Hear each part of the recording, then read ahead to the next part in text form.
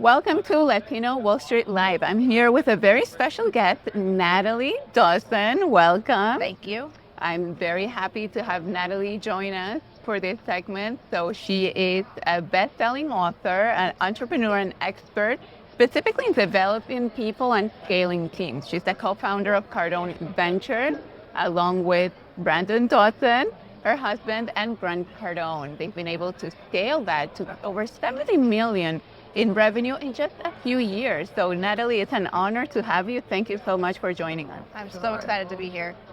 So the number one question everyone wants to know, right, is how do you make that happen, right? What do you think has been the key, the secret to be able to scale so fast? Because we tend to think of business as something that is really hard, that requires a lot of investment and time, and it normally does. But when people see your results, they say, how can she do that? How can she make that happen in just a few years, over 70 million in revenue?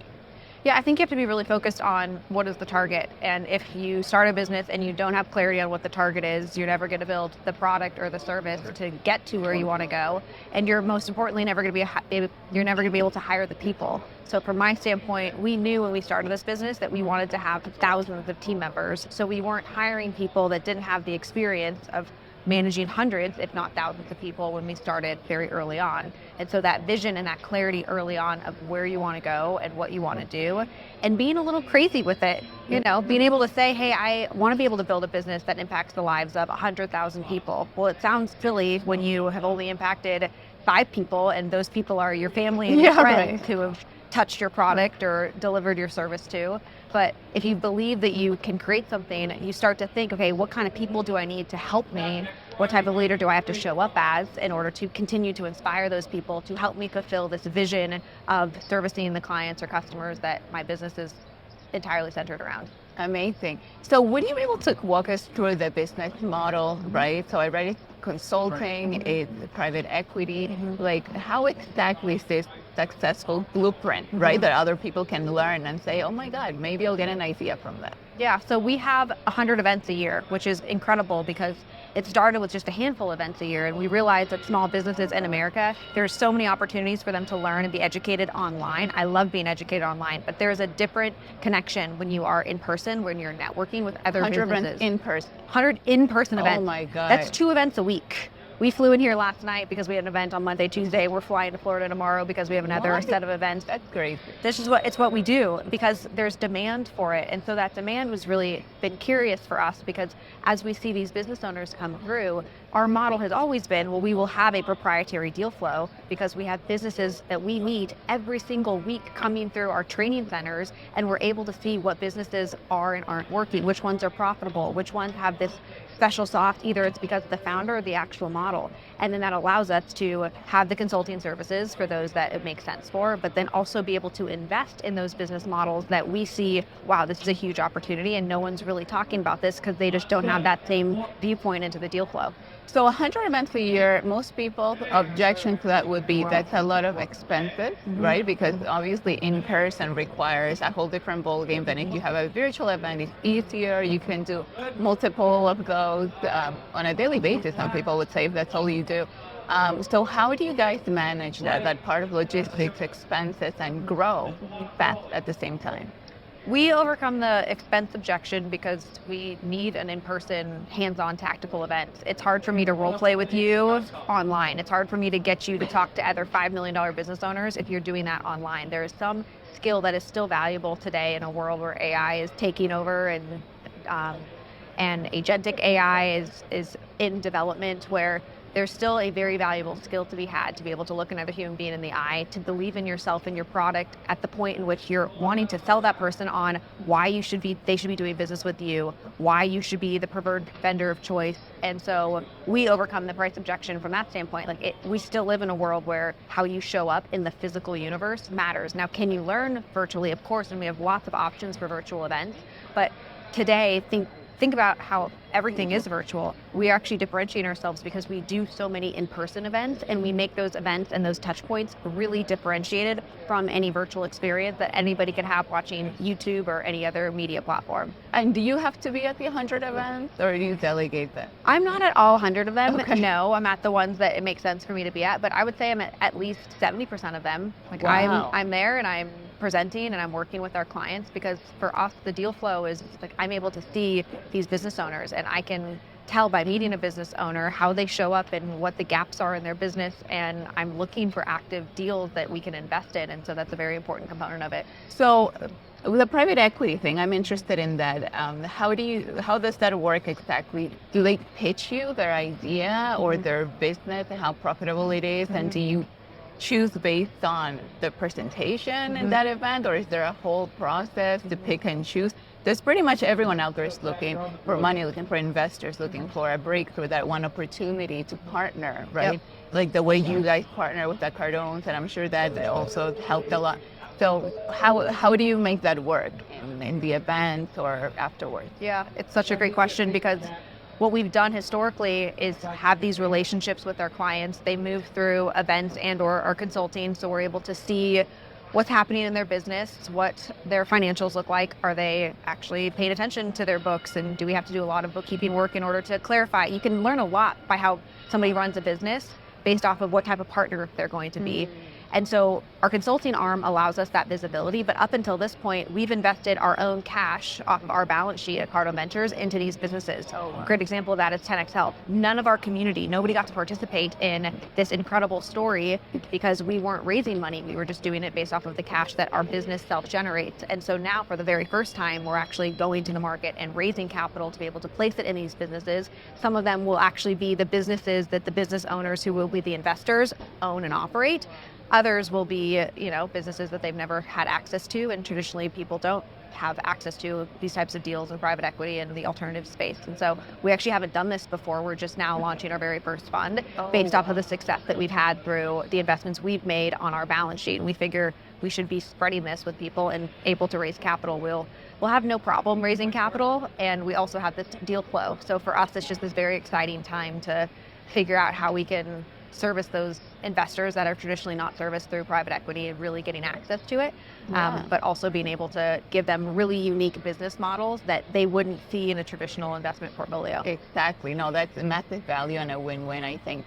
So let's talk about scaling teams, because you're obviously an expert at that. And, I, as a business owner, for me, it's definitely been challenging having all sorts of different teams, being able to scale that, align their goals with the company's goals, make sure we're all one, creating that culture. I'm not gonna lie, it's a challenge, and not everyone has I used to have an office with employees, and then after the pandemic, I was able to go remote because I was kind of forced to. Yeah. And then we stayed that way since then, just because it's honestly more like of a financial decision. It's a lot more profitable than, these offices that I had in the financial district, and it was a lot more time and energy and logistics and expensive.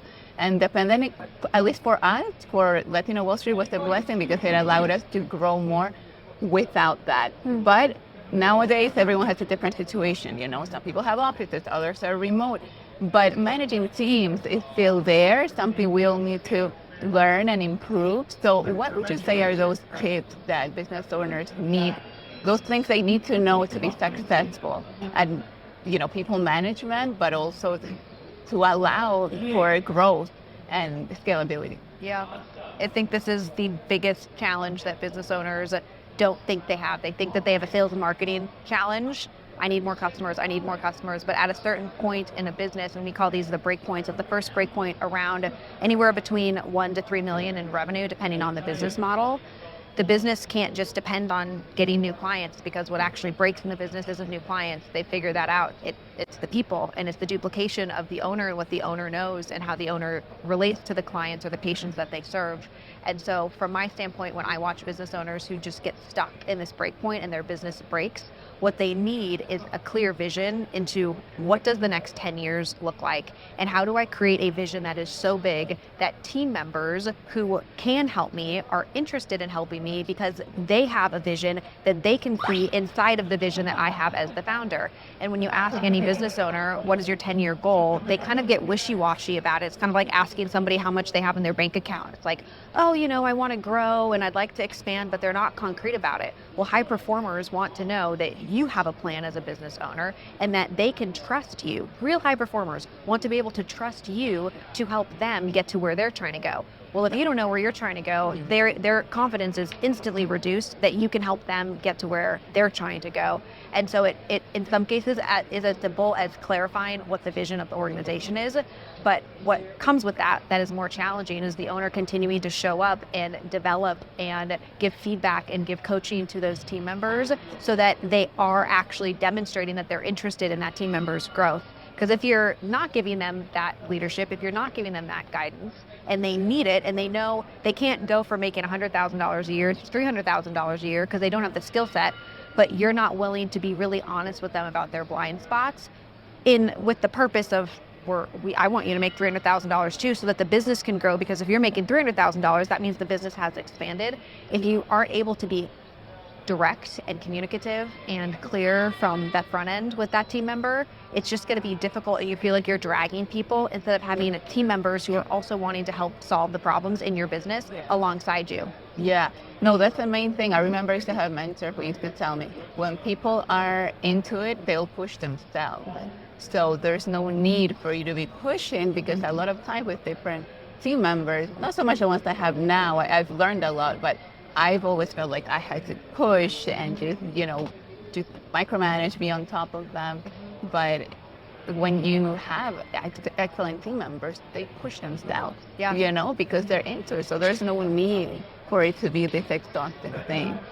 So what is another maybe big mistake that you see business owners make when it comes to team, things that people can maybe apply right away that they might be doing that they shouldn't? I think the biggest mistake is they don't clarify if their team members have goals in the interview process.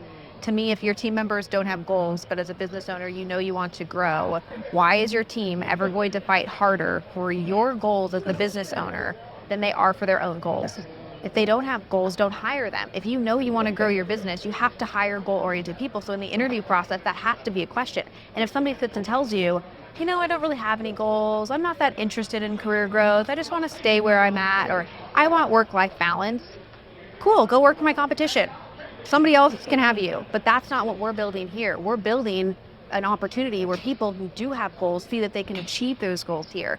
It would be akin to if you decided to get married and you were in your honeymoon and you're just like, oh, I'm so excited to be in love with you, and one person says, I want to live in the city and I want to never have a car and I want to stay in this 9-to-5 environment because I love it, and the other person's like, oh, I want to move to the country and we're going to raise a family and have a farm. It's like you're totally off base. But you ask those questions when you're dating, and the dating process with employees is in the interview process. You have to get clear on what their goals are very early on. Amazing. And I would say the other thing that it's crucial for everything we're talking about is the mindset, right? Having the right mindset as a business owner, the right mindset to being able to have your team and be on your side and help you grow, but that's aligned with their goals. So everyone's growing. It's a win-win. What would you say are those, mindset, crucial mindset tips that you can give people so that everything else works, right? Because you can be doing all the right things, but if you don't have a specific mindset that, proven to work and help you, then nothing's going to matter at the end, right? The mindset for me that I coach on constantly, whether it is a business owner or it is a team member, is you create time. And if you feel like you don't have enough time and you're not able to get what you want done, it's because you don't actually think that you create time. You don't think that you have any control over time. You are just effect of somebody putting a meeting on your schedule, of some client issue that you have to deal with, instead of saying, no, I have to create incentive plans for my team. I have to review my financials on a monthly basis. I have to do daily meetings. I have to respond to these emails. If you knew what you had to do and you decided that you created time around it instead of feeling effect of it, you would actually get the most important part of the business done. Instead, most people don't feel like they create time. They always tell themselves this lie that they never are going to be able to have what they want because they don't have enough time. You do have enough time. I tell myself all the time, Beyonce and I have the same amount of time a day. Why is she so much more successful? Because she uses her time in a different way. So any business owner out there, any team member that sees that somebody's making more money or they're having more success or there's more expansion, they have the exact same rules of the game that you do. They have the exact same 24 hours a day. They are just literally using their time differently than you are. So how do you use your time in a different manner so that you can create time for the things that actually matter the most? I love it. It's very empowering, right? To look at it that way. Like, look, we all have 24 hours. How are you going to use them to accomplish all your goals? Natalie, I want to thank you so much for joining us. This was very educational for us. It added a lot of value. Would you want to share anything else before we go, where people can follow you, or any projects you would like to announce? I am very active on TikTok. I love TikTok. I'm at the Natalie Dawson on TikTok, and we have fun over there talking about all things business, growth, private equity, and would love to find some new followers. Amazing. Okay, I'm sure we'll see you soon on social media or maybe another interview. Thank you. That's great.